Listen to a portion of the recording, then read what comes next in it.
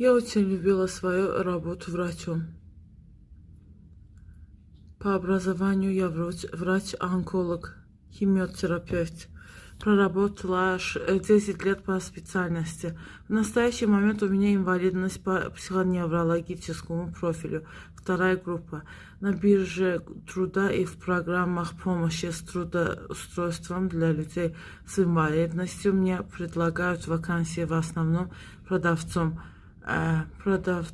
Я никак не могу адаптироваться к мысли о том, что теперь я человек с инвалидностью и не понимаю, где искать новую работу. Возможно ли найти вакансии в фармацевтической сфере, в психоневрологической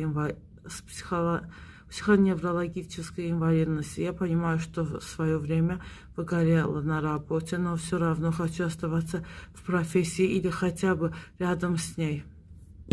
36 yaşdan gələn etraf bu şəkildə idi.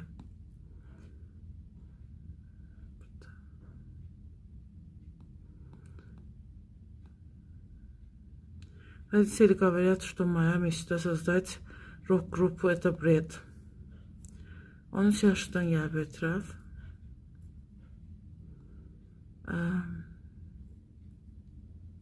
Хочу в будущем создать рок-группу, но родители говорят, что это просто фантазия, которым не суждено сбыться. Они хотят, чтобы я стала косметологом, потому что это прибыльно. Родители просили показать песни, которые я пишу, но они не поймут, что делать в такой ситуации. Не хочу никого видеть после внезапной смерти мужа. 54 yaşlı qadına gəlib etraf deyir ki, kısa bir etirafdır bu da. После внезапной смерти мужа никого не хочу видеть рядом. Устаю от людей, хочется поскорее вернуться домой и закрыть за собой дверь. Нет желания разговаривать ни с кем-то.